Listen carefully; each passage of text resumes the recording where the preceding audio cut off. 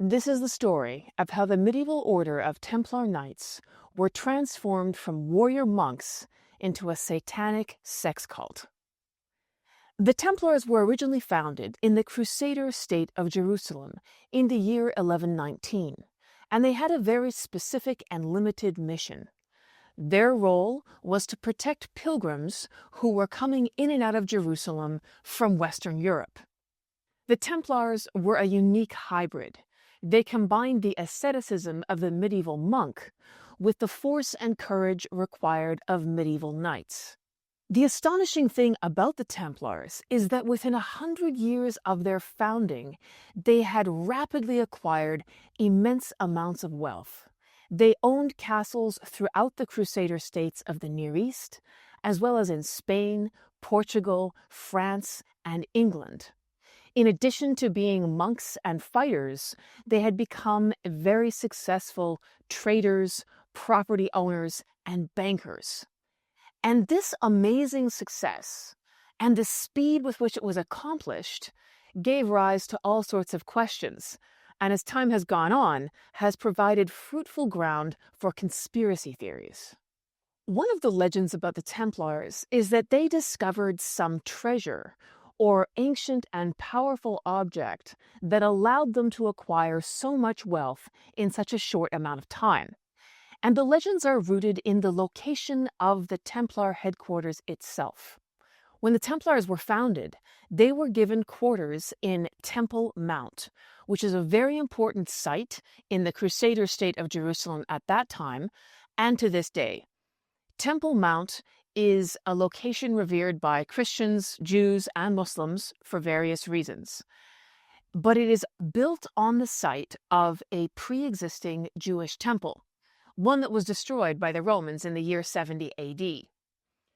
Legend has it that that destroyed temple, the one the Romans got rid of, was built on the site of a far older temple that had long since disappeared, one that was supposedly built by none other than King Solomon himself, the son of King David of biblical fame. And so because the Templars had their headquarters on this incredibly important spot, some stories have circulated that the Templars were busy excavating, digging down beneath the layers of history below Temple Mount itself, and that somehow they discovered something very old, something very powerful, perhaps something that was associated with the treasure of King Solomon himself. Some said it was a vast amount of gold and jewels. Others proposed that it was some object of spiritual significance that allowed the Templars to wield an enormous amount of influence and to acquire vast amounts of wealth as a result. There's even a link between these legends and some of the Arthurian legends, the stories of King Arthur and his knights and Camelot. One of those stories is the legend of the Holy Grail, again, an object of great mystical significance in the Christian tradition, something that perhaps was in contact with the blood of Jesus Christ himself. And in this version of the Arthurian legends, there's a knight called Sir Percival, who is a knight of pure heart, someone who is celibate and who lives out the medieval monastic religious ideals, but who's also an excellent knight, a brave fighter. And Sir Percival is inspired directly by the Templars, and this Holy Grail, or object of great spiritual significance that he's in search of, is also connected to these stories of some very powerful object the Templars might be in possession of. In reality, objects of symbolic or spiritual significance are not required to explain why the Templars became so very wealthy. They had very quickly become a favorite group for donations from Western Europe. This was because they had been founded in the immediate aftermath of the First Crusade. Thousands of men from Western Europe had flooded in to the Near East and had founded these Crusader states, Jerusalem, Edessa, Antioch, and Tripoli. And as that wave of military enthusiasm had subsided, there was the problem of holding onto these newly acquired territories. Donating to the Templars was a way of expressing your support for the Crusader state project, and it was certainly far less hazardous than going in person to lend armed support to these goals. It was also a way of expressing piety, because donations to protecting the Holy Land, Jerusalem, this site of medieval pilgrimage that had drawn travelers from Western Europe for centuries, was an act of spiritual significance. If you could donate to that, you were also acquiring some spiritual credit for yourself. Not as much as going on pilgrimage yourself, of course, but far better than simply sitting at home and doing nothing. This dynamic of hiring somebody else to go on a pilgrimage on your behalf so that you could acquire a spiritual benefit earned by the person you had hired is a dynamic that already existed in the Middle Ages, and we covered it in a series on the Camino de Santiago pilgrimage here on the podcast. So donating to the Templars was an act that wasn't dissimilar to that. It was offering financial support to a group of men who were already in the Holy Land fighting for the protection of these places of pilgrimage, these destinations of religious significance. And the act of offering financial support would also have been believed to impart spiritual benefit to the one donating. You could also donate to the Templars as an act of penance. So if you had done something especially bad, something that required acts of repentance publicly on your part, donating to the Templars was an option. Now, this actually happened in England.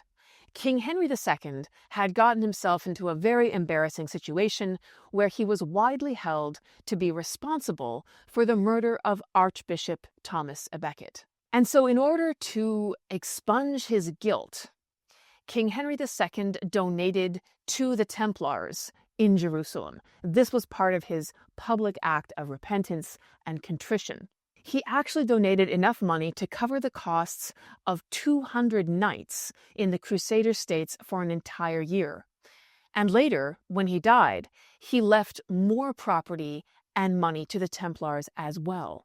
Donations to the Templars in England didn't begin and end with Henry II. Henry II's donations were just the beginning of a long and profitable relationship between the English kings and the Templar order, which led to the Templars having a strong presence in England itself and owning land and property there. And the Templars had received similarly large royal grants in other countries as well, most notably Spain and Portugal, and especially in France. Because the Templars had become so popular with the ruling classes of Europe, with the aristocrats and the elite, they also benefited from donations from those who weren't as wealthy, because if they were popular with the high and mighty, then people in the middle classes also saw them as a worthy cause. And in this way, they very quickly acquired property, possessions, and a presence in many different places across Europe.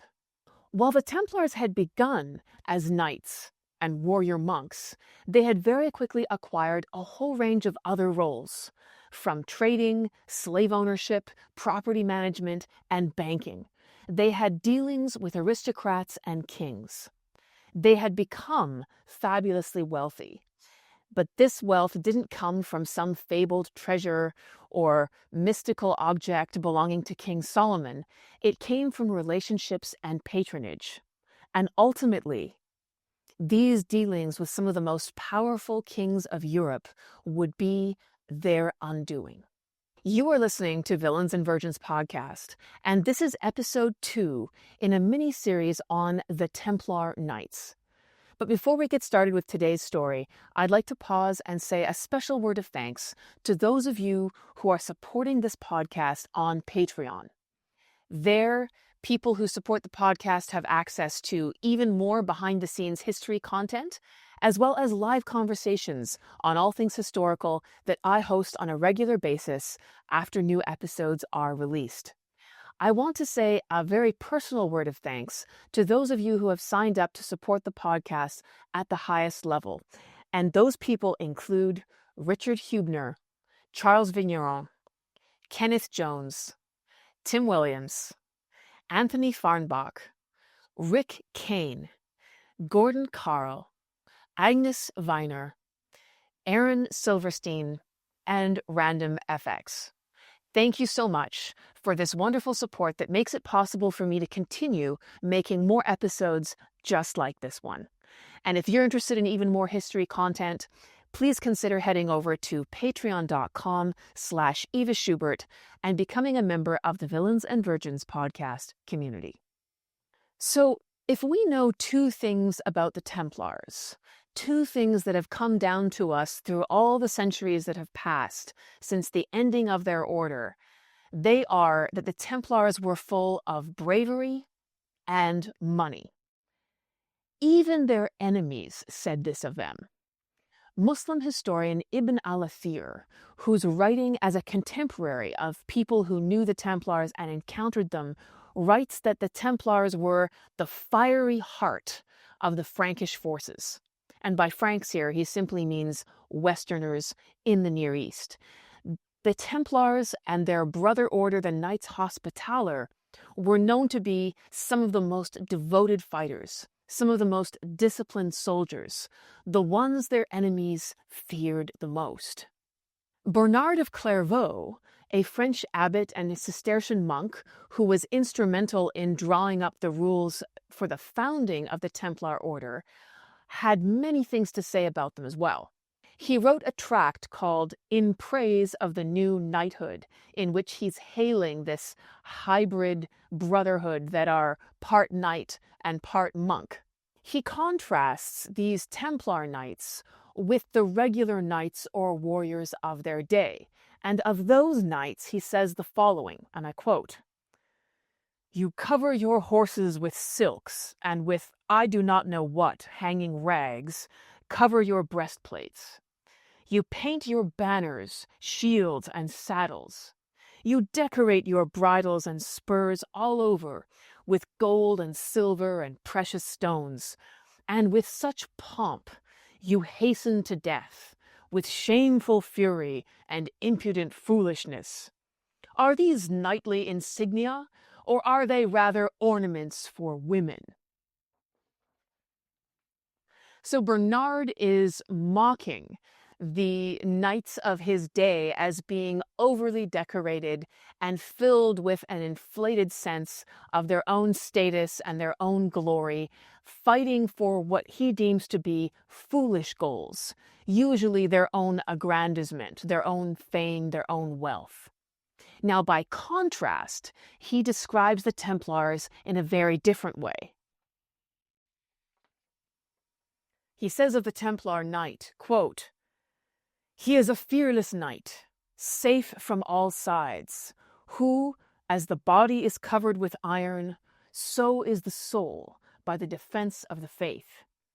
Without doubt, fortified by both arms, he neither fears demon nor man, nor indeed is he afraid of death, he who had desired death." Unquote.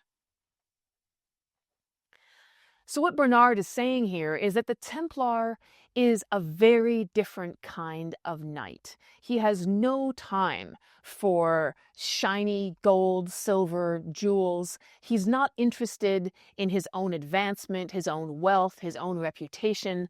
The Templar is unique because he's a plain fighter, but he fights for elevated goals. He fights for the faith. He fights for the defense of Jerusalem. He fights for a cause that is much bigger than his own ego and his own advancement in the world. So the Templar had no care for his appearance. He might be dusty or sunburned. His hair was cropped close to his head, not like the luxuriant locks that were currently in fashion with the knights of the age. And he had no ornamentation. He carried the sword not to use in jousting or as a demonstration of his noble status, but only with a grim purpose. And the Templar knight definitely did not wear fashionable shoes with upturned toes. These shoes, which were then all the fashion rage in England and were condemned by Bernard of Clairvaux and other churchmen as devilish fashion. We have reports from other sources of the time that reinforce this idea of the Templars as highly disciplined and incredibly brave men. There's one account from a pilgrim who visits Jerusalem at some point in the 12th century, and he describes the Templars in the following way, and I'm quoting here. "The Templars are most excellent soldiers. They wear white mantles with a red cross, and when they go to the wars, a standard of 2 colors called balzas is borne before them. They go in silence. Their first attack is the most terrible. In going, they are the first, in returning, the last. They await the orders of their master. When they think it fit to make war and the trumpet has sounded, they sing in chorus the Psalm of David, 'Not unto us, O Lord,' kneeling on the blood and necks of the enemy, unless they have forced the troops of the enemy to retire altogether, or utterly broken them to pieces. Should any of them, for any reason, turn his back to the enemy, or come forth alive from a defeat, or bear arms against other Christians, he is severely punished. The white mantle with the red cross, which is the sign of his knighthood, is taken away with ignominy. He is cast from the society of brethren, and eats his food on the floor without a napkin for the space of 1 year. If the dogs molest him, he does not dare to drive them away. But at the end of the year, if the master and the brethren think his penance to have been sufficient, they restore him with the belt of his former knighthood. These Templars live under a strict religious rule, obeying humbly, having no private property, eating sparingly, dressing meanly, and dwelling in tents." Unquote. So the idea here is that even if the Templars as an institution have acquired vast amounts of wealth, the Templars as individual soldiers aren't enjoying any kind of a luxurious existence. They're not eating fine foods and decorating themselves. They live by very austere rules, and the penalties for breaking the code are severe. This is the reputation the Templars have, and it's a remarkably consistent one, both in the eyes of casual observers, the eyes of their enemies, and the eyes of those who have been instrumental in founding the order. The fate of the Templars is going to be tied up inextricably with the fate of the Crusader states in the Near East. After all, this is the reason the Templars exist. They were founded in the Crusader state of Jerusalem, and their purpose is to defend these lands. So the Templars have no role in the First Crusade whatsoever.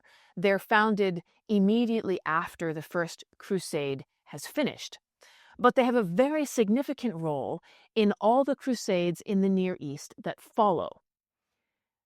In the Second Crusade, from 1147 to 1149, the Templars are very much leading the charge. Their role is to direct Western European forces that have entered the Holy Land, to provide them with military advice and with leadership on the battlefield. The Templars are even called upon to bankroll the King of France, who runs out of money for his forces in the field during this crusade, and so they have a huge role in that particular expedition. The Crusaders are also heavily involved in the Third Crusade, which is when the Crusaders lose Jerusalem to Egyptian forces under Saladin, and there's a crusade launched to try and retake Jerusalem from the Egyptians. This is the Third Crusade. The Templars are once again on the front lines of those engagements. There were many crusades after the Third. In fact, crusades that end up in the Near East go all the way up to the number 9, and the Templars are involved in one way or another with almost all of them. However, the wealth and power of the Templars, as I've said, grew very quickly.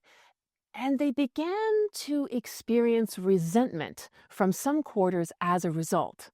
In fact, in 1160, which is only some 40 years after their founding, the Pope finds it necessary to make an official proclamation that condemns mistreatment of the Templars. He addresses things like pulling them off of their horses, hurling verbal abuse at them, or treating them dishonestly, and he finds it necessary to publicly condemn these actions. So if we're at the point where the Pope has to make a public statement about it, it means that these things were happening with some level of regularity. That means that not everyone approved of what the Templars had become or the public image that they had. In large part, it's because people saw the Templars as unaccountable, that they had this haughtiness about them because, unlike most people, they were not subject to local church authorities or local state authorities. They only had to answer to their own Grandmaster, who was the head of their order, or to the Pope himself. And apart from that, they were above the authorities and regulations that governed the lives of everybody else. And so that was going to lead to some resentment. As we saw in episode 1, sometimes even the King of Jerusalem had reason to believe that the Templars had their own goals and priorities in the Near East and were willing to pursue those objectives even if it meant destroying negotiations that the king himself had initiated. So if you want to cause resentment and make enemies, doing things like that, sabotaging peace negotiations that the King of Jerusalem has initiated, that's a great way to make some enemies. And the Templars did this. And sometimes the local contacts and intelligence that the Templars had managed to gather were also perceived as a negative. So there were several incidents where newly arrived crusaders, knights who were fresh from Western Europe, had come into the Near East, spoiling for a fight, and were then interacting with Templars who were providing advice about how to proceed, and what to do, and how to do it. And sometimes these newly arrived Western knights thought, these Templars talk too much to locals. They have contacts with Turks and Arabs, who were the locals in the region. And this means that maybe they're not as keen to be killing all of these people as they should be.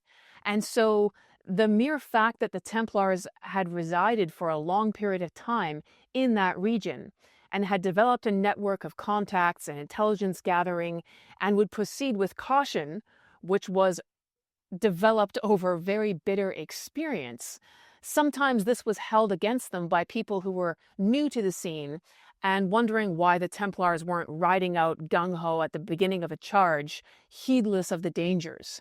And it's easy to develop opinions like that if you lack knowledge about the battlefield that you've just entered. But the Templars certainly didn't. And so sometimes there was a gap between the cautious strategies that they might pursue and the heedless enthusiasm for battle that was brought in by newly arrived crusaders. All of these simmering resentments would come to the surface as the crusading project, the mission of the Crusader states in the Near East, came to a sudden end. The beginning of the end for the Templars came at the end of the Ninth Crusade with the fall of Acre. This city fell on May 15th, 1291. And it was significant because at this point, Acre was the capital of the Crusader states. They had lost Jerusalem years before. And so Acre was the final stand for the Crusader states in the Near East. The city was taken by the Egyptian Mamluk Sultan. It had been defended by many knights, including the Knights Hospitaller and, of course, the Templars and their Grandmaster. And like any other city, it was full of civilians. Knowing that this was the last stand, that they were completely surrounded by enemies and far outnumbered, the Grandmaster of the Templar Order attempted to negotiate with the Egyptian Sultan. He tried to find a way to peacefully surrender the city so that a massacre of the inhabitants most of whom were civilians, could be avoided. And he did succeed in bringing back an offer from the Sultan that would have allowed people to leave the city, at least allegedly, without being killed. But when he brought back the results of this negotiation, some of the defenders were so angry with the Grandmaster that he narrowly escaped with his life. His attempt to negotiate with the Sultan was seen as evidence that he wasn't really committed to fighting, that somehow he was duplicitous, that he was too close to the enemy. Never mind the fact that this same Grand Master was soon going to lose his life defending a breach in the walls of Acre so that he could try and protect the people inside it. The mere fact that he had attempted to negotiate so that he could spare the lives of civilians was held against him by some people. The defeat of Acre was utter and complete.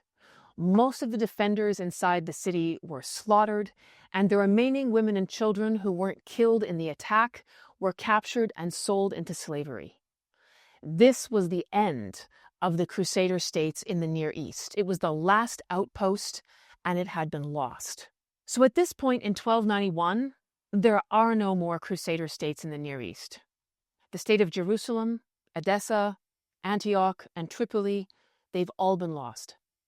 And there have been no less than 9 crusades in the last 200 years in the Near East. So the enthusiasm and the willingness for fighting men to go to this place is very much on the wane, because each of these crusades, to put it in very broad terms, has been less successful than the last, culminating in this final, disastrous, and crushing defeat. And for medieval Christians, this defeat could only be seen as a sign of divine displeasure.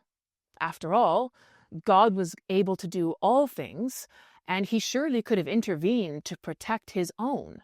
The fact that Western Crusaders had been defeated yet again must be taken as evidence that they had in some way gravely displeased God.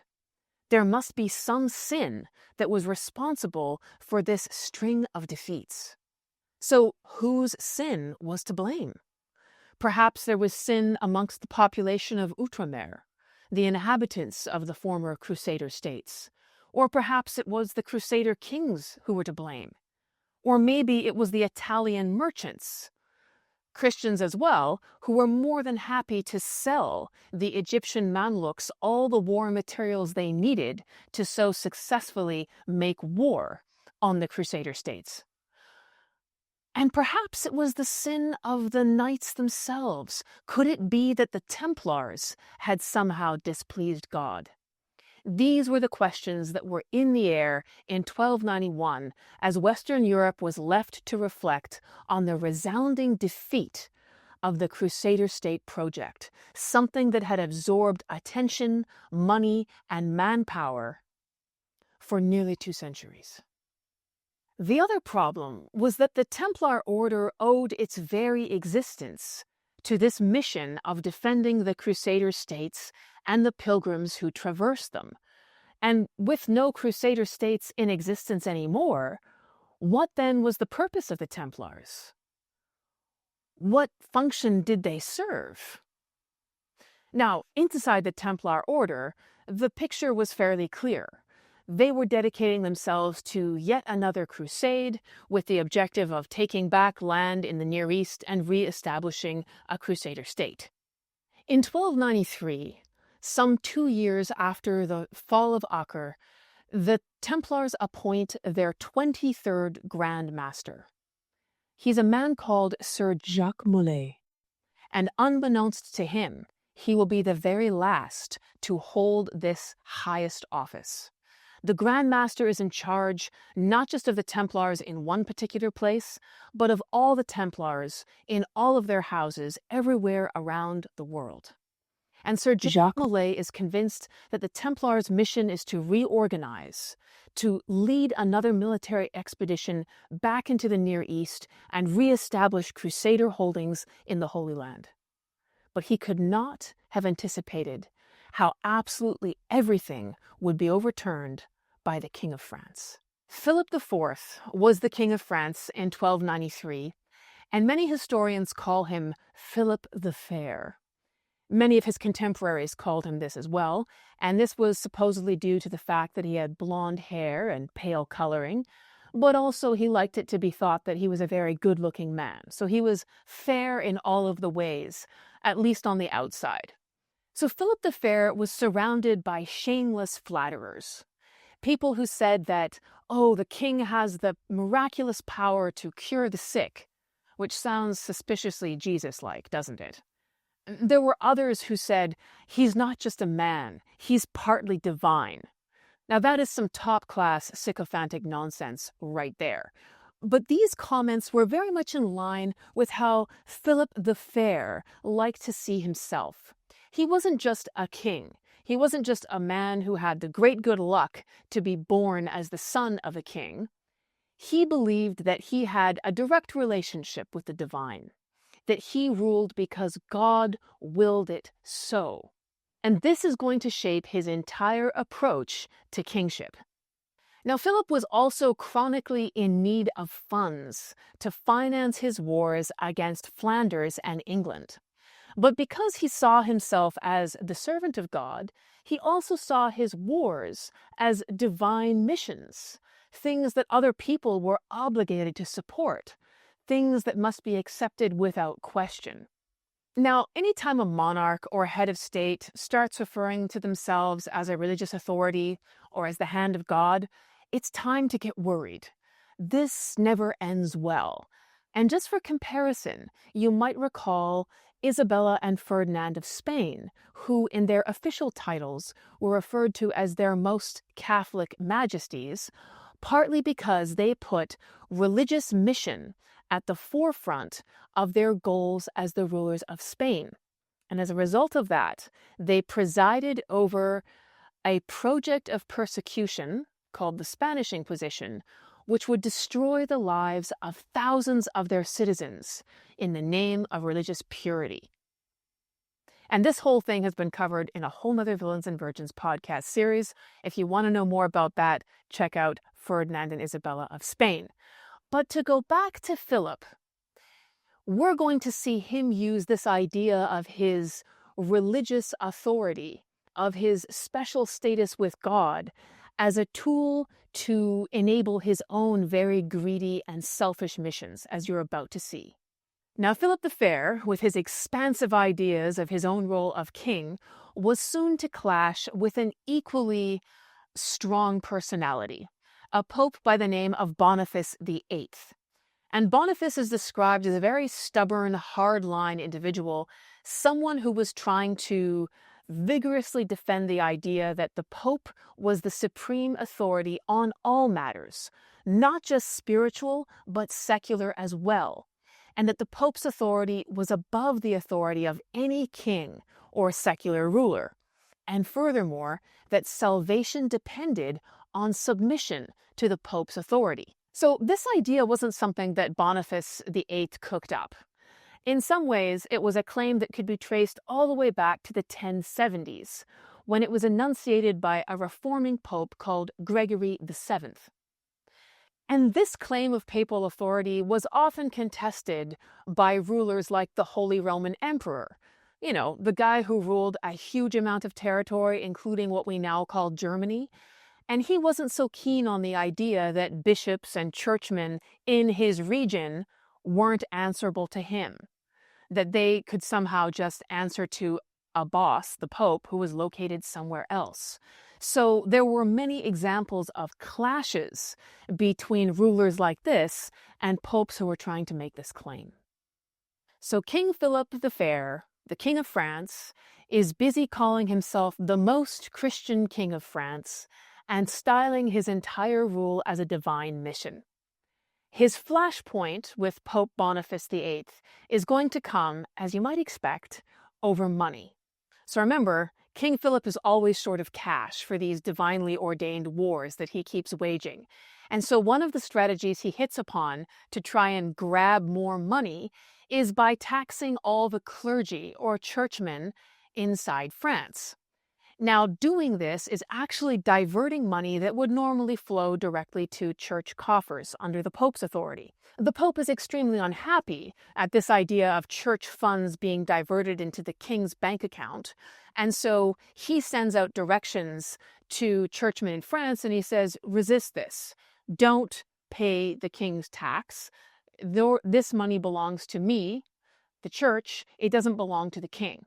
Now, the infuriated King Philip, who's not going to tolerate being thwarted in his goals here, then arrests a bishop in France on somewhat trumped-up charges and throws that guy into prison. So this is a way of getting back at the Pope and of putting other churchmen in France on notice. In response, the Pope, following standard procedures for dealing with difficult monarchs, prepares a papal bull, or a formal pronouncement, of excommunication. And so the threat here is if King Philip the Fair of France doesn't fall into line and start respecting the authority of the church, he's going to find himself kicked out of the church by being excommunicated. And that's pretty bad for his authority as a king. That's kind of an invitation to be overthrown. So it's a pretty serious threat. However, before the Pope is able to make this pronouncement of excommunication public, he is rudely surprised by King Philip's agents. So at the moment this happens, the Pope is in his summer palace in a beautiful medieval city called Anagni, which is in the hills to the southeast of Rome. Now, I've been to Anagni, and it feels like stepping back into time. You can walk through cobblestone streets, and you can even go to the very room in the Pope's palace where this confrontation between the Pope and the agents of King Philip took place. It's an incredibly preserved medieval city, and if you ever have the chance to go there, I highly recommend it. So standing in this room, you can actually see the echoes of this momentous event in history. And I'm going to explain why it was so important. King Philip's soldiers, some 1,600 of them, arrive on the 13th of September in 1303 to arrest the Pope in his palace. They want to arrest the Pope on rather incredible charges of heresy, sodomy, and the murder of the last Pope. Now, I want you to remember these charges because you're going to hear them again. So these are the heinous crimes that the Pope is supposedly guilty of, which are going to justify the king throwing him into prison. That's what he wants to do here. So King Philip's men want to arrest the Pope and take him back to France to stand trial on these charges. And to soften him up, they lock up the old man. The Pope is in his 70s at this point, with very little food or water for a couple of days, to weaken him physically and hopefully to break down his will to resist. And then they demand that he resign his office, and they're going to take him back to France. Now, despite being old, despite being very weakened by his confinement, the Pope refuses. He looks these men in the eye and he says, I'm not going with you. I'm not resigning my office. And if you'd like to kill me, here's my neck. You can do the job. But I'm not going to cooperate by lending the appearance of legitimacy to what you guys are trying to do here. Now, the soldiers approached and they decide that they're going to use violence to try and coerce the pontiff into cooperating. And one of the soldiers slaps the Pope in the face with his gauntlet. Now let's just pause for a minute to think about what's going on. This is not a backhanded slap. A gauntlet at this point is a piece of armor for the hand. It was usually made of metal plates or hardened leather. So if you're going to smack an old man in the face with something like this, it's a piece of armor. It's a blow that is going to be forceful, that's going to cause bruising, if not open bleeding on the spot. So these guys are behaving like thugs. However, King Philip's men had not counted on the fact that this Pope, Boniface, had been born in Anagni, and all the people of this city knew him well. The inhabitants of Anagni mobilized to throw out the king's agents and these French soldiers out of the city. But although the Pope had narrowly escaped disaster, This must have been a deeply shocking experience for him, and he actually dies about a month later in Rome. Now, why this moment is so significant is that many historians mark this episode, sometimes called the Slap of Anagni, as a turning point in the centuries-long contest for power between kings and popes in the medieval world. Who had primacy in politics and rule had been a contested question for years, but at this moment the balance of power shifted decisively in favor of the king. And from this point onward, the kings would have the upper hand. And more specifically for our story, a particular king, Philip the Fair of France. Soon there was a new pope because Boniface had died, and this pope was called Clement V. Unlike his predecessor, he was a Frenchman, and he was selected after very significant pressure from the King of France on the College of Cardinals as they deliberated about who was going to be the next pope. And Philip the Fair of France wasn't just content to secure a French candidate as the next pope. He also succeeded in moving the headquarters of the pope out of Italy, out of Rome. This was the beginning of a period historians call the Avignon papacy. And Avignon at this point was not officially inside France, which was ruled by Philip, but it was a whole lot closer to France than Rome was. So we can see that King Philip is trying to exert decisive control over who's going to be pope, over where they're located, and to make sure that he's able to keep that person under his thumb as much as possible. So the career of Clement V is in many ways shaped from the very beginning by the strategies and machinations of King Philip of France. And throughout his career, he is going to be unable to escape the force exerted by this very determined king. As I've already mentioned, King Philip was a man whose ambitions exceeded his exchequer. His spending exceeded the funds in the national coffers, and so he was constantly looking for new ways to acquire money. And this is the reason why the Templars are going to suddenly become the focus of his very unwelcome attention. There had already been any number of other royal attempts to seize money. As we've already mentioned, King Philip the Fair was trying to tax church properties in his domains to acquire funds from them. Then he hit upon the plan of debasing the national currency. So this basically involved diluting the silver coins that people were using for exchange with lesser metals, things that had less value. So this meant that the value of individual coins decreased overall, and very quickly people couldn't buy what they used to be able to buy for the same number of coins because each coin was worth less. It was no longer entirely made of silver. So this had a terrible effect on expenses for the poor people in his kingdom, which caused violent riots very quickly. Such violent riots in the city of Paris itself that, ironically, King Philip the Fair was forced to take refuge inside the fortified Templar house in Paris to shelter from the anger he'd caused to his own people by debasing their currency. But if you thought Philip the Fair learned something from that episode, you would be wrong. He simply pivoted to another strategy. In this case, it was looking for easier targets. Next on his list were Jews in France, who were a minority and therefore easy to pick on. So the king very quickly singled out members of the Jewish community who had banking activities, and he began to basically confiscate their wealth. This ultimately led to expelling all Jewish people from France, and shockingly, the king benefited from this by confiscating everything they'd had and absorbing it into his own personal funding accounts. He also targeted Italian bankers. So the king already owes money to Italian bankers. He then decides that he's not going to pay it back. He's going to target these people. He's going to confiscate everything else they own and kick them out of France.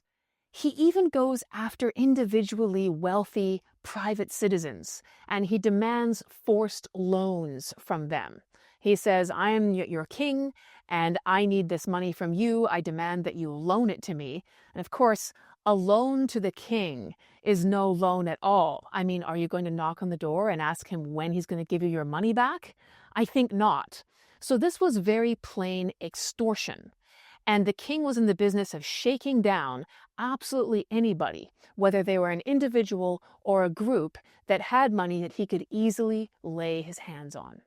It's unsurprising, with this history of activities that have been going on in recent years in France, that King Philip the Fair would soon have the bright idea that the Templars might be his next victim. As we've already said, the Templars had managed to acquire vast amounts of wealth in the 2 centuries that they had been operating, so they were an obvious target as somewhere that the king could extort money from. In fact, he already owed them money. The Templars, as I've said, were bankers to kings of Europe as well, so King Philip knew they had money. He didn't have the money to pay back what he had already borrowed from them, but he concocted a plan to take from the Templars everything else that they had in France. Now, the king knew that he had no authority over the Templars, not legally, because the Templars were structured in such a way that they only answered to their own Grandmaster and to the Pope. So the king didn't have any line of authority over them as an institution. The only way that he could lay his hands on them were if they were heretics. Now, what's a heretic? A heretic is a person who has departed from the teachings that the church has declared to be correct. So someone who is believing or practicing things that fall outside the realm of correct practice as defined by church officials. And heretics have always been viewed as dangerous because the fear is that if they're practicing other ideas and other teachings and they're not interfered with, that those ideas and teachings might spread, and that undermines the authority of the church. So the institutional church in the Middle Ages was very concerned with silencing heretics to remove the threat of unorthodox or incorrect ideas and teachings.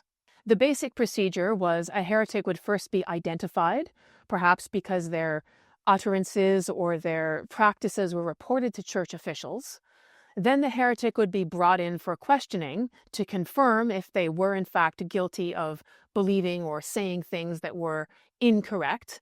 And if that was found to be the case, the heretic would be advised to repent and to renounce their errors and return to the right practices of the church.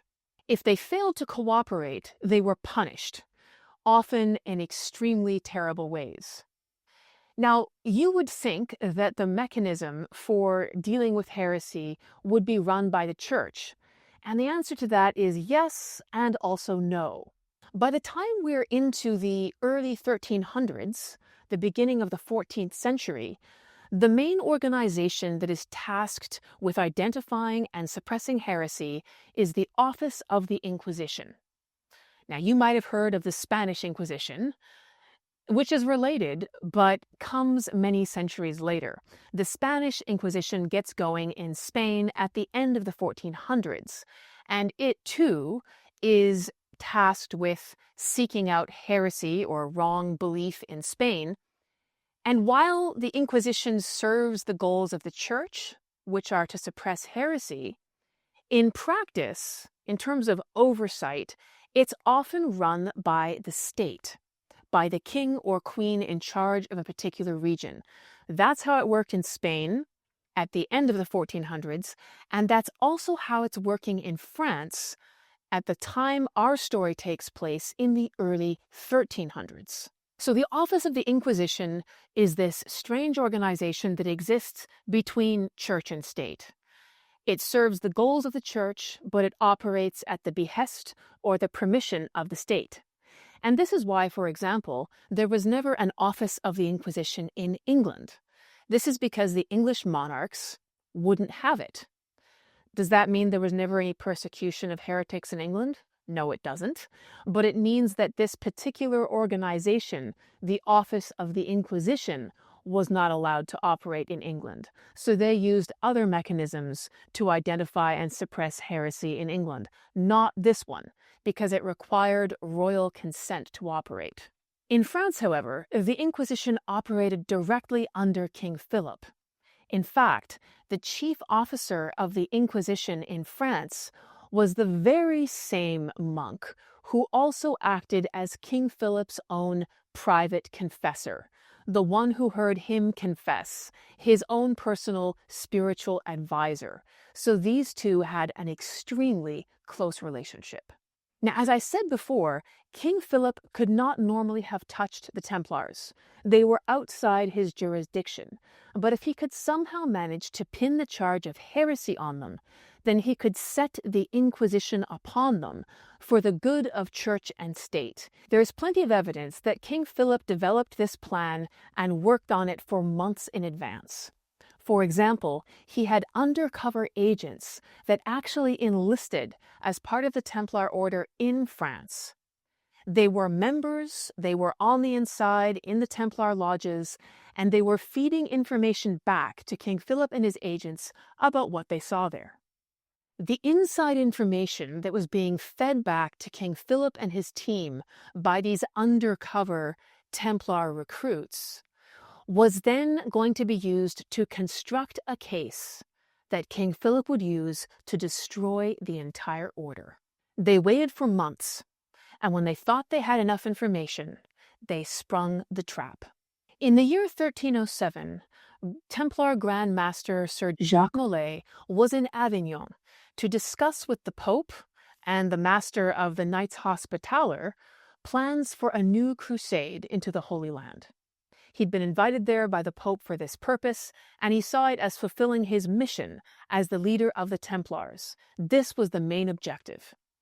When those discussions were concluded, he made his way to Paris, the capital of France at this time, and participated in a very high-profile event. It was actually the funeral of King Philip the Fair's sister-in-law, and Sir Jacques Molay was seen in public actually holding the cloth in place over the coffin of the deceased, which is a position that was given to somebody who had a high degree of proximity or intimacy with the royal family. So on the surface of it, it looks like the leader of the Templars is very much at the right hand of the king. He is being honored by given this distinguished place in the procession, and everything is as it should be. The very next morning, in the earliest hours of October 13th, 1307, Sir James Molay and every other Templar in France was simultaneously arrested. This was a coordinated attack. The order for it had gone out a month ahead of time. Preparations had been made with the utmost secrecy, so that the king's agents knew exactly where these Templars were to be found, how many men there were, what their hours of operation were going to be, so they knew that when they got the green light to launch this attack, all the targets were exactly where they expected to find them. Very few men escaped. The Templars were taken by surprise. As their houses were invaded, King Philip's soldiers rushed in, they were put into chains and carried away. A very large number of them ended up being transported to Paris, where ironically they were imprisoned inside their own fortified Templar house there. But other Templars were imprisoned in various other parts of the country. And these arrests were massive. Some 2,000 men were apprehended in these dawn raids.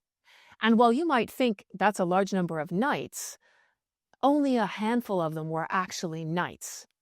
At this point, there were many more people who were in the Templar orders than just the Templar knights themselves. And so this scoop of all the staff that were found in Templar houses meant that a majority of them were support staff. These were agricultural workers, bookkeepers, shepherds, people who were involved in the ordinary, everyday running of the properties that the Templars owned and managed. So yes, some of these were knights that were apprehended, but the vast majority of them were people who worked with and under the knights as support members of the order. The strategy for dealing with these Templar prisoners had clearly been well planned in advance. They were kept in isolation from each other, which wasn't difficult because most Templar houses had separate rooms for the individual brothers and staff. So they were separated as much as possible from the others. They were told that their crimes were already known, that witnesses had provided evidence, that the Pope knew of their guilt, which was a lie, by the way. The Pope wasn't at all involved in this plan for the arrest, nor had he any idea that the Templars were guilty of anything heinous. But that's not what the prisoners were told. They were also told that if they confessed to the charges that they were going to hear, they would receive pardon. But if they didn't, then they would be condemned to death. And after hearing this dire news, after hearing that the Pope, who was the ultimate authority over all of them, was part of this move to condemn them, many of these men were kept in isolation and fed only bread and water for a number of weeks while they awaited their turn to appear before the inquisitors to hear the charges against them. So that was plenty of time to catastrophize about what might await them and to contemplate the stark choice that they had. Would they confess to whatever these charges were and cooperate and accept the guilt that was going to be laid on them? Or would they refuse to confess and risk death as a result? Now, for King Philip and his team, the charges that were going to be laid against the Templars were already clear. They were going to be heresy and sodomy. If those sound familiar, it's because they are. You might remember that King Philip had exactly the same charges against the previous Pope, Boniface VIII, when he tried to arrest him in Anagni. So there's a pattern here. These are really shocking, heinous, terrible crimes, the sort of thing that would make anybody clap their hand over their face in horror and agree that such dangerous criminals should be immediately punished. So these charges are chosen deliberately. Remember, if the Templars aren't heretics, King Philip can't touch them, so he has to charge them with this. Now, to be more specific, to be more colorful, these were the things that King Philip's agents in the Inquisition accused the Templars of doing. They said that they had secret initiation rites that required men to spit, urinate, or trample on the cross or some depiction of Jesus Christ. That they were required to exchange kisses with the official in the order who was initiating them, and that these kisses were placed on the mouth, on the navel, on the base of the spine, and sometimes on the buttocks of an unclothed man. That Templars were required to agree to submit to homosexual sex as a requirement of being a member of the order. That the Templars did not believe in official church rituals like sacraments, and they didn't practice communion properly. They were also accused of worshipping an idol in the form of a severed head or sometimes a cat called Baphomet. This was also variously described as an image of the devil, which made the Templars devil worshippers or part of some kind of satanic cult. They rejected Christ and they're worshipping an idol or a graven image representing a devil. And there was also a charge that Templar officials were involved in absolving members of sins, even though they weren't priests and therefore didn't have the authority to do so. So these were the list of charges that were drawn up, and every man, when he had to face the inquisitor, was faced with these accusations and asked if he would confess. Now, many of the arrested men were absolutely terrified at finding themselves arrested, although they couldn't imagine what they could possibly have done wrong. And they'd already been told that their guilt had been proved, that they had the choice of simply confessing and repenting, which meant they could keep their lives, or if they maintained their innocence, they risked being executed. So for many of these men, and remember, they're not knights, most of these guys are everyday, common laborers, people that are working in the background to support the daily operations of the institutions that keep the Templars afloat. These are not men who've been hardened by combat and are psychologically prepared to face violent death and perhaps torture. So many of these men are already psychologically prepared to say, yes, I confess. What are the charges? I don't care. I confess. I'm sorry. Please let me go. There were a few of them who were more reluctant, who were inclined to maintain that they were innocent, and some of these men changed their minds very quickly when they were simply allowed to view the instruments of torture that the inquisitors were then threatening to use on them. So at this point, realizing that torture was on the table and that this was going to be used to get them to say whatever it was they needed to say, they decided, let's skip that part of the process. Let me just tell you what you want to hear so that I can get out of here. So very quickly, King Philip's agents got a large number of their prisoners to sing the same tune, to affirm that yes, they were all guilty of these charges. The Templars had been practicing all of these abominable acts. It was true. However, some of these men were Templar knights, men who had been hardened by combat, men who were psychologically prepared to suffer torture or violent death. And these men were not inclined to confess just because they'd been threatened. These men maintained their innocence, and as a result, they were going to be victims of the horrifying tortures that the Inquisition commonly made use of. Torture was routinely used by the Office of the Inquisition to extract confessions from accused heretics. And if you're listening with children, or if you'd rather not fill your mind with the details of this particular aspect of history, you might want to skip through a minute or two, because I'm going to detail for you what was done to these Templars and what was often done to the victims of the Inquisition. The accounts we have of the methods used to force confessions from the Templars are blood-curdling. First, there was the rack. And this was an instrument that was designed to basically pull a person apart. The victim was attached to a frame, their limbs were tied, and then winches were used to increase the tension on the ropes that were attached to arms and legs and literally forcibly dislocate arms and legs from their sockets. It was absolutely excruciating. Another method to achieve a similar result was referred to as the strappado. And in this version, the victim is tied with his hands behind his back, and then those very same hands are used to suspend the victim from a raised bar by a rope. The victim is then suddenly and violently dropped, but not allowed to hit the floor. So at the last minute, the rope is tightened, they're jerked to a stop in midair, and the whole point of this exercise is to violently dislocate the shoulders. There are versions of this in which weights were attached to the victim's feet or genitalia to increase the force and the pain of the violent jerk that arrested their descent. So if you've ever had a joint dislocated, you'll know how absolutely awful that pain is.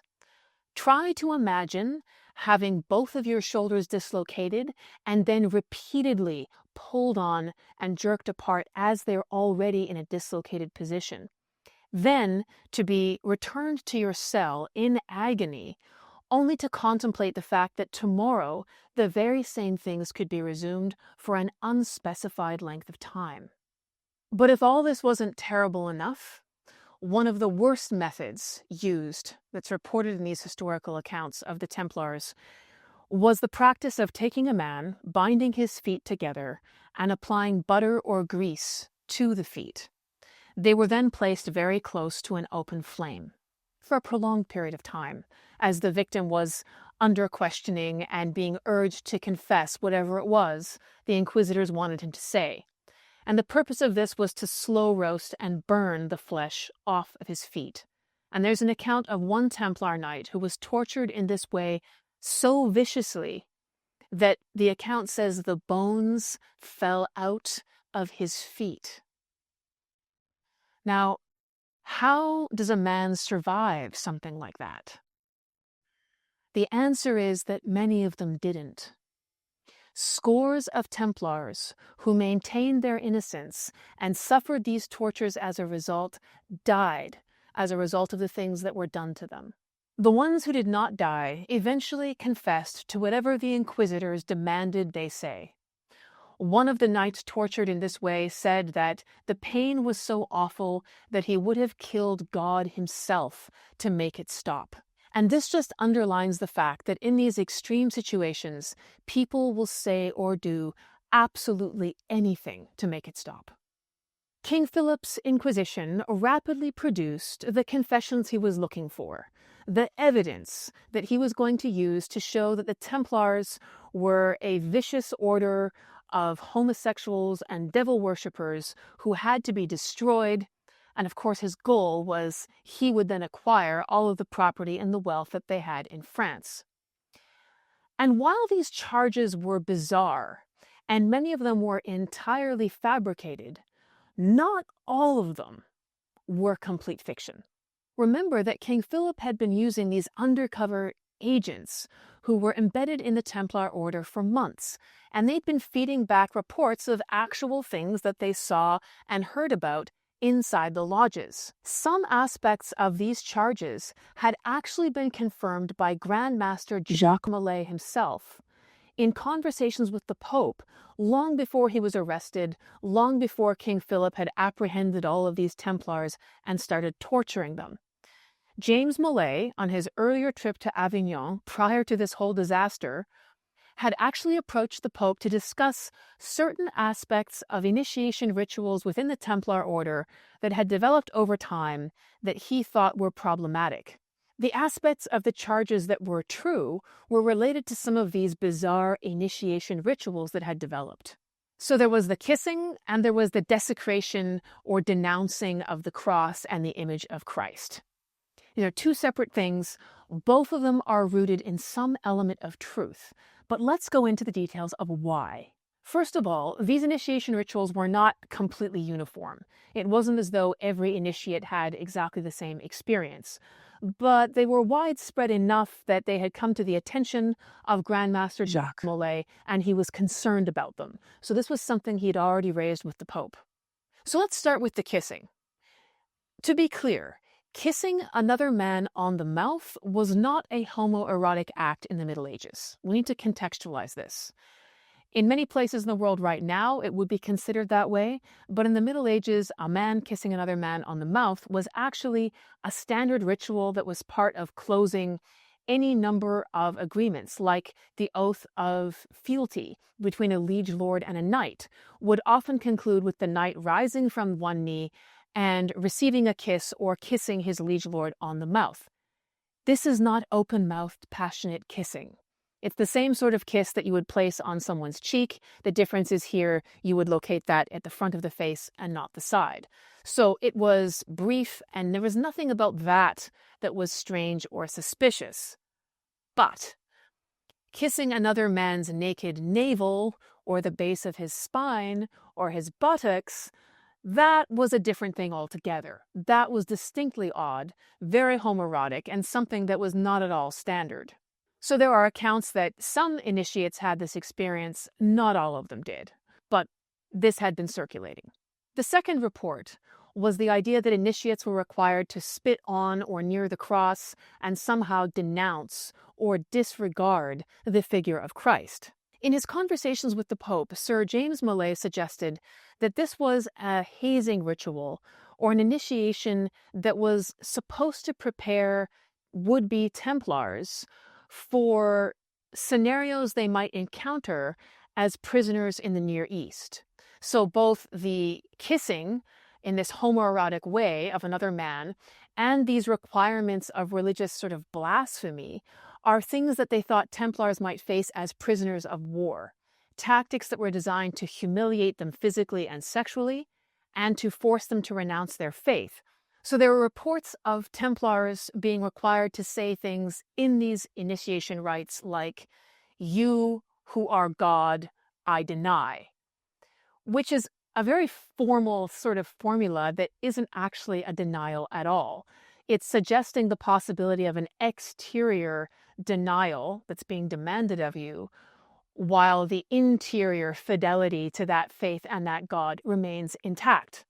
So the idea here was to prepare initiates for a scenario where they might be required to say things against their own faith to save their lives, and that the saying of this thing out loud wasn't to be internalized as an actual betrayal of their beliefs, that there was a distinction between what they might have to do on the outside and who they might remain on the inside. So James Molay was suggesting that these initiation rites had gone wrong and that they were in a form that now required reform, but that in their initial intention, that they were designed to prepare men for conditions they might actually encounter. However, the charges of homosexuality were completely groundless, and the charges of idol worship were actually ludicrous. Every Templar who was tortured into confessing details about this idol and the idol worship gave radically different accounts, different appearances, different details, which is exactly what you'd expect from men making things up in a desperate bid to make the torture stop. This investigation, complete with torture and threats of torture and the building of evidence against the Templars, would go on for 7 years. 7 years is a really long time for an investigation and trial proceeding. So why did things take such an extended period of time? In large part, it's because this whole affair of the Templars became a power struggle between King Philip the Fair of France and Pope Clement V. The king has seen to it that Sir James Molay, the Grandmaster of the Templar order, has been forced to confess guilt to all the charges that the Inquisition has brought in public. And of course, under the threat or the actual experience of torture, any Templar could ultimately be made to confess anything. So Sir James Molay was offered the same set of motivations, shall we say, and the result was that he had to make these public statements in front of officials on more than one occasion saying, yes, I, Sir James Molay, the Grandmaster of the Templar Order, confirm that we are guilty of all these charges, we've done all these things, we've had homosexual sex, we've worshipped the devil, we've spit upon the image of Christ, all of it is true. So at this point, it's a very deliberate campaign that the king is mounting in the court of public opinion.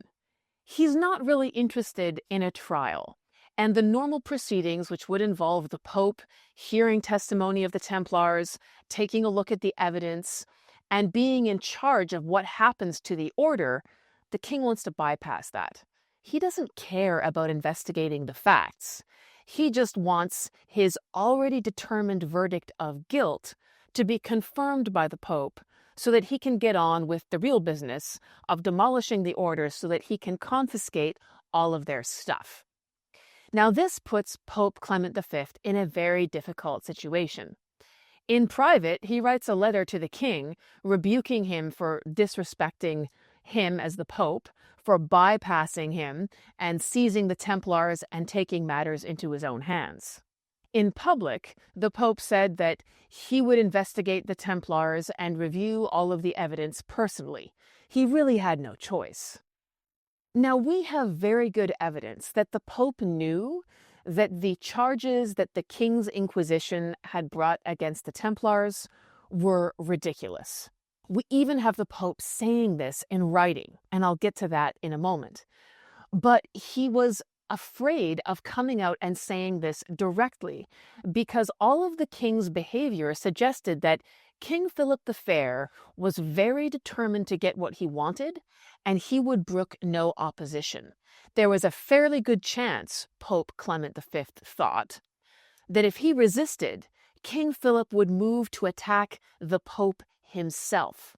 After all, remember what had happened to his predecessor, Pope Boniface, in Anagni. That pope was very nearly arrested, he was physically attacked, and King Philip had tried to have him removed.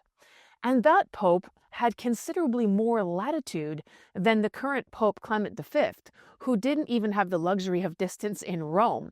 He was stuck in Avignon within easy reach of King Philip, who was already intent on ensuring that the Pope did exactly what the king wanted him to do. Now, we know that the Pope thought the charges were rubbish because he actually absolved the Templars of all guilt with the charges against them in a document called the Shinon parchment.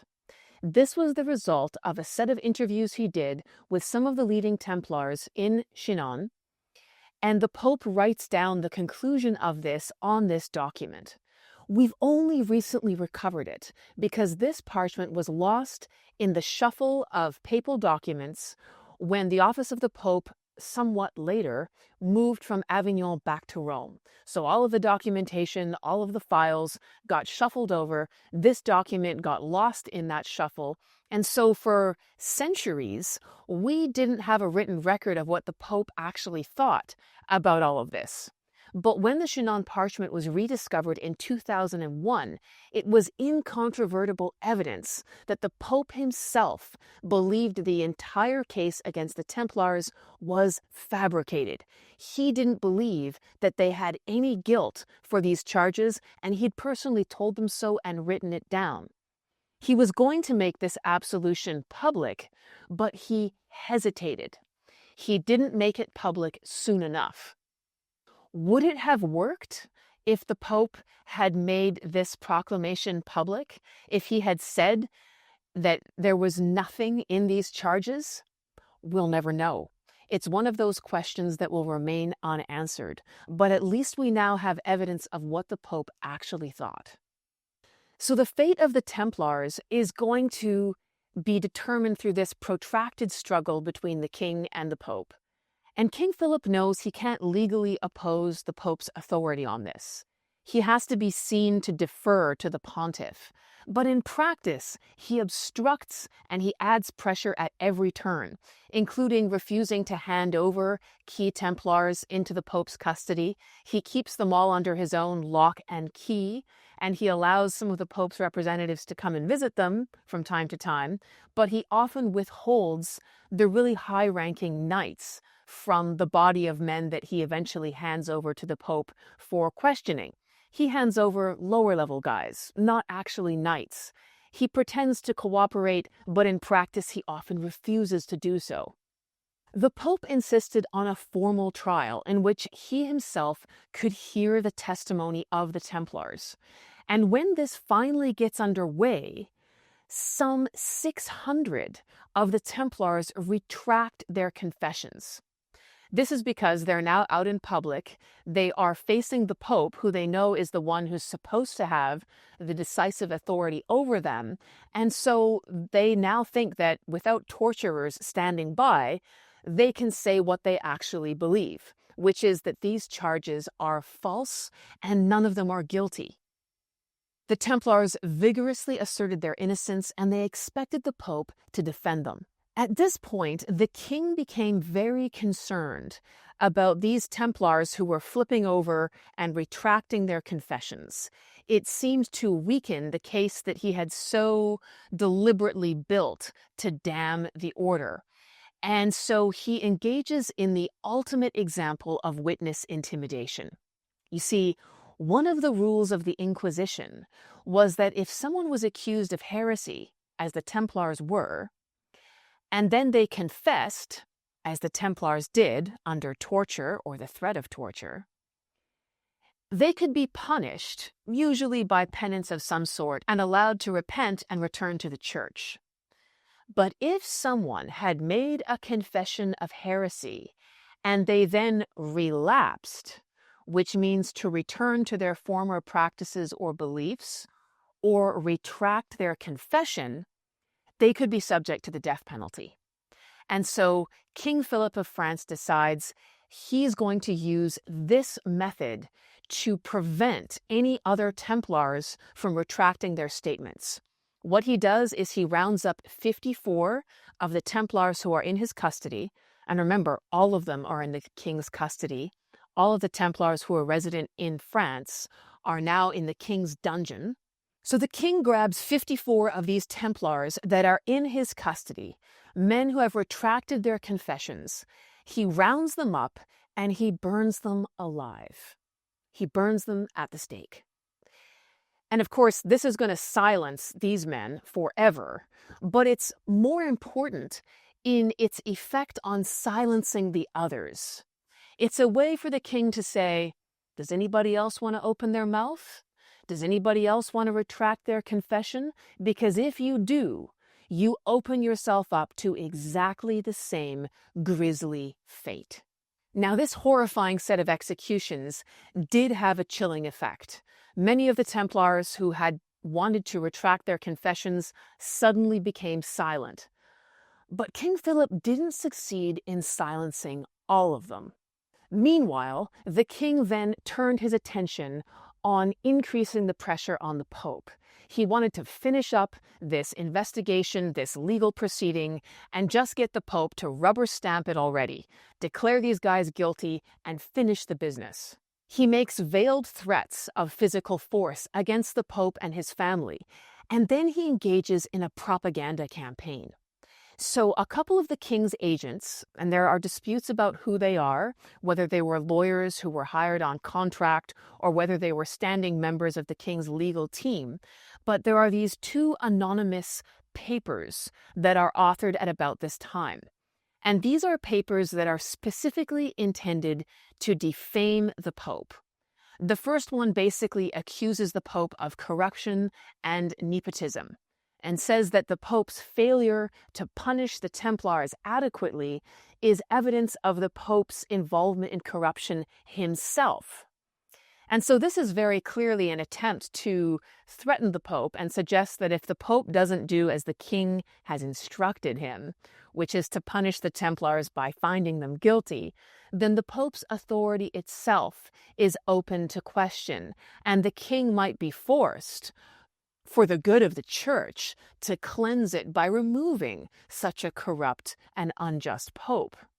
The second anonymous paper, which the king had circulating through France, claimed that the king, like Moses from the Bible, was authorized to take the law into his own hands if the religious danger was grave enough. In other words, the king wasn't subject to the normal legal proceedings and procedures. If the danger was grave enough, there was no time for these formalities. He was authorized to act quickly and with force to do whatever was necessary to solve the problem. These anonymous papers were deliberate attempts to manipulate public opinion so that what the king was doing, which was unjust, lawless, and violent, could be made to look like a moderate response to a severe religious threat. It was also an attempt to paint the Pope into a corner so that if he didn't go along with the king's preferred verdict, he himself was at risk of being overthrown for corruption.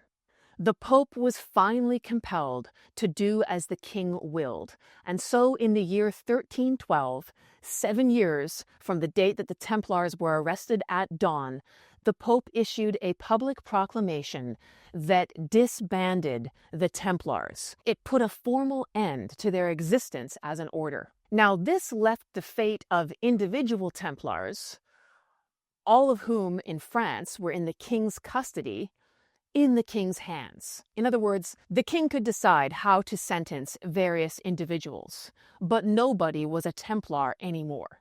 Unimportant men were sent to monasteries.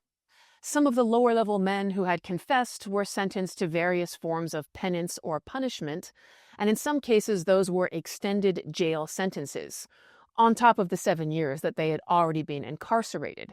One of these high-ranking Templars, the highest-ranking Templar, was the Grandmaster Sir Jacques Molay, who, like all the others, had confessed. And so the king's officers of the Inquisition sentenced him and other high-ranking Templars to the rest of their lives in prison. Now, Sir Jacques Molay was at this point an old man in his 70s, and he'd already spent 7 years in the king's prisons. And at various points, he had been hoping that this nightmare would end. He had lived in the sure faith that the Pope was going to intervene, that the Pope would bring them justice, that he would protect his loyal servants, these warrior monks who had been willing to sacrifice their lives for the cause. And so he expected at any moment to get the word that would release himself and his brethren from the king's custody and vindicate them and their order in the court of public opinion. But that day never came, and it was with some sense of horror and disbelief that Sir Jacques Molay, facing the inquisitors, learned that there was going to be no justice, that he and his brethren were going to spend the remainder of their days rotting in dungeons, while the reputation of the Templars was condemned to eternal infamy. And at this point, Sir Jacques Molay said, no. He could bear it no longer. And he stood up and protested his own innocence and the innocence of all the members of his order. He said, I'm going to tell the truth. I'm not going to submit to this. It's wrong. And he did this knowing full well what he was risking. Because remember, everybody knew what had happened to those 54 earlier Templars who had retracted their confessions and been burned alive at the stake. So Sir Jacques Molay knew when he made his stand and he looked the Inquisitors in the eye and said, this is wrong and we're innocent men, he knew what the cost might be. He didn't have to wait long to learn what his fate would be. The king immediately ordered that Sir Jacques Molay and his companion, another high-ranking Templar knight by the name of Sir Geoffrey Charnay, be taken that very evening to an island in the Seine River, there to be burned alive at the stake as relapsed heretics. Those who saw this horrifying sentence put into practice reported the following from what they saw. Quote, they, meaning these two Templars, were seen to be so prepared to sustain the fire with easy mind and will, that they brought from all those who saw them much admiration and surprise for the constance of their death and final denial. Unquote. To the last, they were men of courage, who preferred to go to their deaths affirming their innocence than to live the remainder of their days rotting in prison under an infamous dishonor. Now, the king's financial motivations for destroying the Templars were immediately evident when he attempted to seize all the property that the order had in France. And the Pope somewhat thwarted this plan by transferring all the Templar holdings in France to their brother order, the Knights Hospitaller. And King Philip the Fair immediately hounded them, declaring that he needed to recoup his costs from this Templar trial, and so he demanded a large sum of money from the Knights Hospitaller to pay for the demolition of the Templars. And while he got that money, it was still substantially less than he'd been hoping to obtain. But at least he got out of having to repay his existing debts to the Templars, which were already considerable. Now, the Templar order was finished in France. And while the Pope's official letter, which disbanded the Templars everywhere, had gone out across Europe, the men who were members of that order fared substantially better in other countries. In fact, other European kings saw King Philip the Fair's money grab for exactly what it was. They didn't think that the Templars were guilty of heresy and devil worship. They believed that these men were honorable knights who had conducted themselves with distinction, and as a result they were treated accordingly. The King of England, for example, declined to persecute the Templars. They were disbanded, of course, because the Pope had said that they had to be, but none of them were thrown into prison, and none of them were punished for heresy. The king also decided that the property the Templars had amassed in England would be returned to the nobility of England, who had originally donated it. In Scotland, things were very similar. And in Spain and Portugal, things took a slightly different turn. You might recall from our previous episode that the Templars had played a very significant role in Spain and Portugal, assisting the Christian kings of those places in pushing out Muslim rulers who controlled large parts of the territory in what is now Portugal and Spain. And so the Templars were viewed as very important allies by these rulers. The King of Spain, while he had to respect the Pope's official letter that disbanded the Templars, essentially rebranded them as a new order. He called them the Order of Montosa. And under this new name, the same men continued doing essentially the same things, and they retained all of the property and holdings that they had previously possessed under the title of the Knights Templar. In Portugal, almost the same thing happened. The Templars were rebranded as the Order of Christ, and they retained their same distinctive red cross insignia on white, but they now took an additional oath. They were now swearing loyalty to the King of Portugal, which made sense because the original Templars were sworn to protect pilgrims in the Crusader states, which no longer existed. So, under their new name, the Order of Christ, they were now swearing loyalty to the Portuguese crown. Now, this arrangement in Portugal led to some surprising outcomes. Princes or kings of Portugal often occupied the position of Grandmaster of the Order of Christ, which made sense because that knightly order now owed its allegiance to the crown anyway. So having the king be in charge of that order made perfect sense. And Prince Henry the Navigator took this position, Grandmaster of the Order of Christ in Portugal, in 1418, and he used some of the financial resources of that order, which used to be called the Templars, to fund navigational schools and even to finance Portugal's first voyages of exploration. Vasco da Gama, a very famous explorer working for the Portuguese crown, was also a member of the Order of Christ. And it's an amazing thing to think of the Red Cross that used to belong to the Templars, now called the Order of Christ, emblazoned on the sails of Portuguese ships heading toward Brazil, Japan, and India. The Templar brothers of Portugal had not only survived, but were thriving under a new name.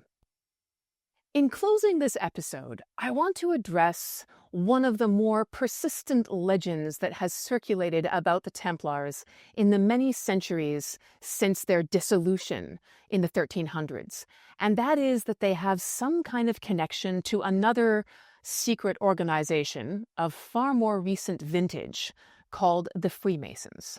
So this story was invented by a Scotsman by the name of Andrew Michael Ramsay some 500 years later in 1737. And this particular Scotsman was living in France, and he was a member of this secret organization called the Freemasons. Now, the organization had also grown in popularity from its original humble beginnings, and in France it was beginning to attract people who weren't part of the working class. The Freemasons began as an organization of stonemasons, as their name suggests.